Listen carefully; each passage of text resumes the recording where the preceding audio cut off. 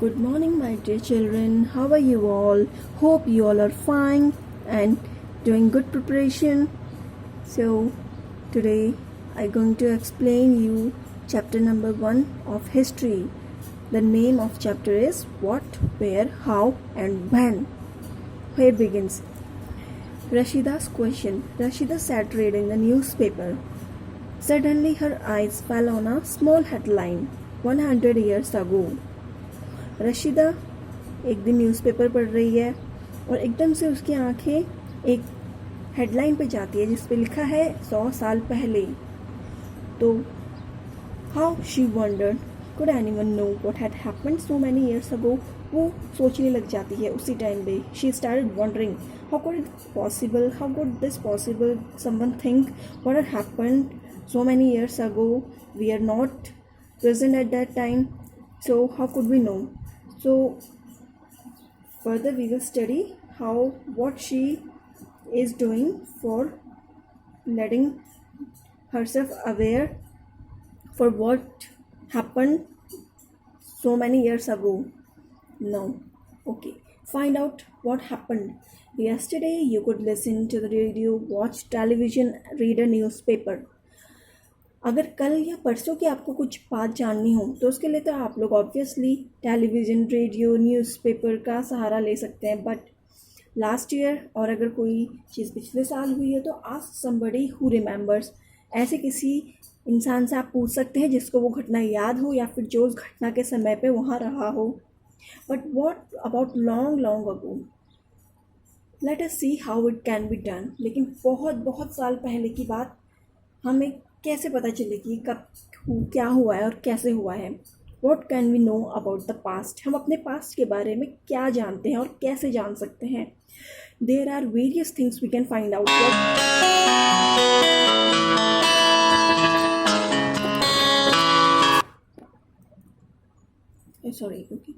There are various things we can find out. What people ate, what kind of clothes they wore, the houses in which they lived.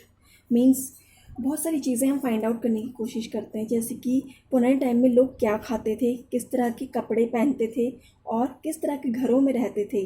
We can also find out lives of farmers, rulers, यानी कि जो हमारे farmers, हमारे जो खेती बाड़ी करने वाले लोग होते थे, जो हमारे कृषि विभाग के लोग होते थे, जो हमारे रूलर्स, राजा, हंटर्स यानी कि शिकारी जो होते थे, हर्डर्स यानी कि जो चरवाहे जिन्हें हम कहते हैं, मर्चेंट्स यानी व्यापारी लोग, प्रीस्ट यानी कि जो मंदिरों में पूजा पाठ करते हैं, क्राफ्ट पर्सन जो हमारे कलाकार होते हैं, आर्टिस्ट, शिल्पकार होते हैं, म्यूजिशियन एंड साइंटिस्ट, ऑल वो सब क्या करते थे और कैसे रहते थे.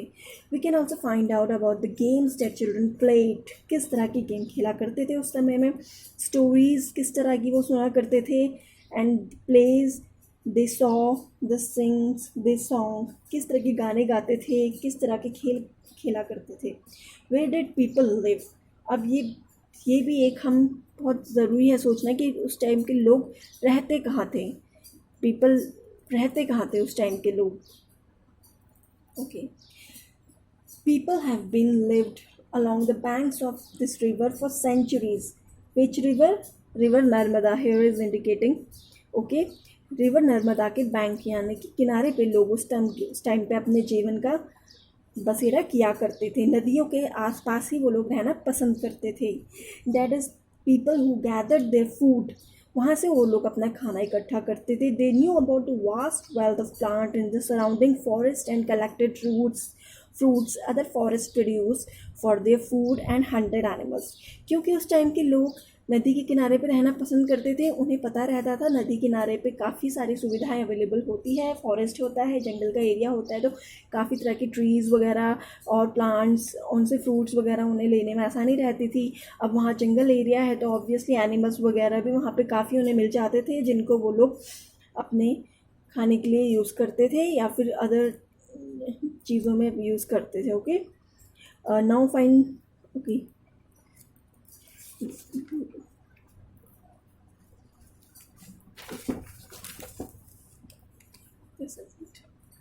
Crops such as wheat, barley, about 8,000 years ago are located here.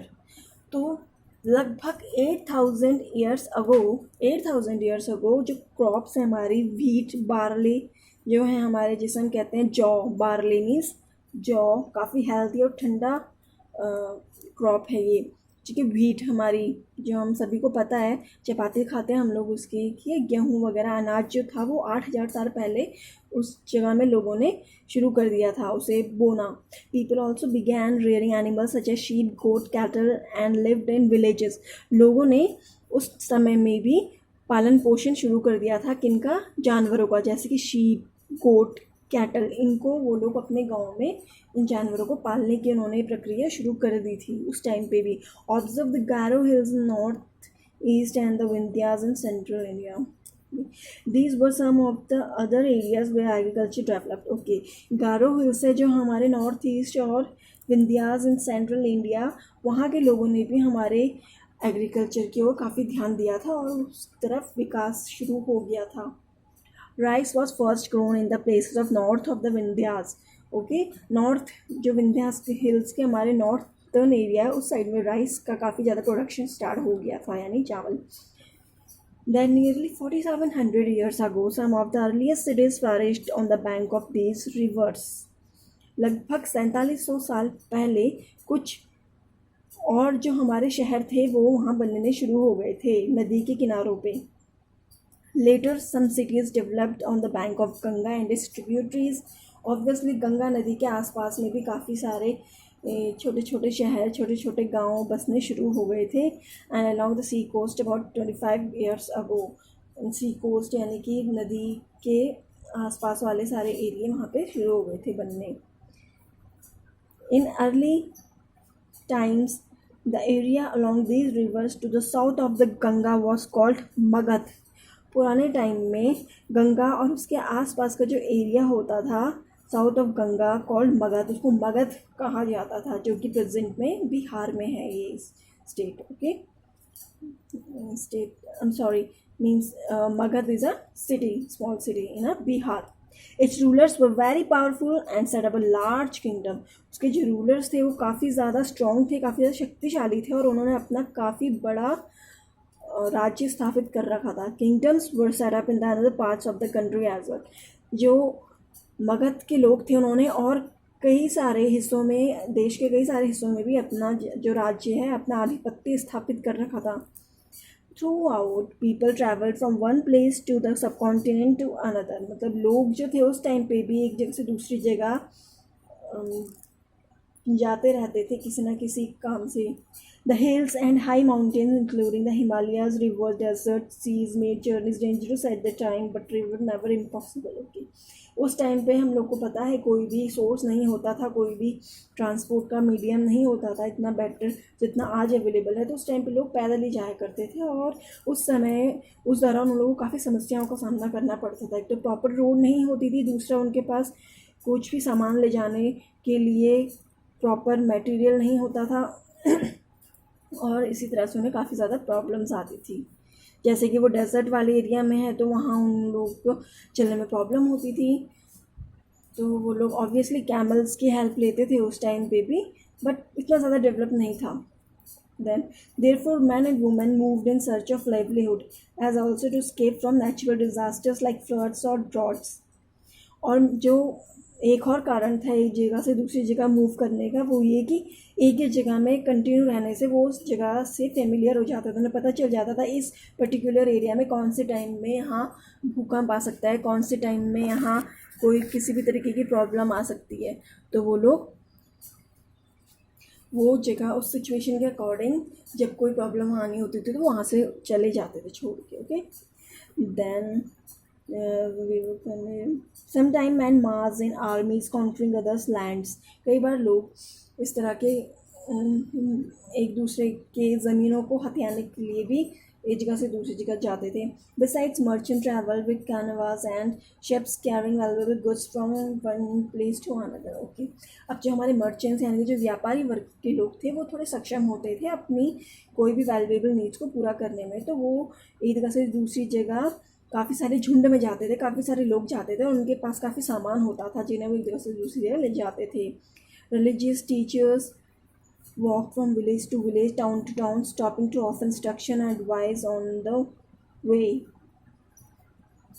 जो हमारे रिलीजियस धार्मिक गुरु होते थे वो भी एक जगह से दूसरी जगह, एक शहर से दूसरे शहर, एक कस्बे से दूसरे कस्बे में जाते रहते थे और लोगों को किसी न किसी तरीके से कुछ ना कुछ अच्छी अच्छी बातें ज्ञान देते थे.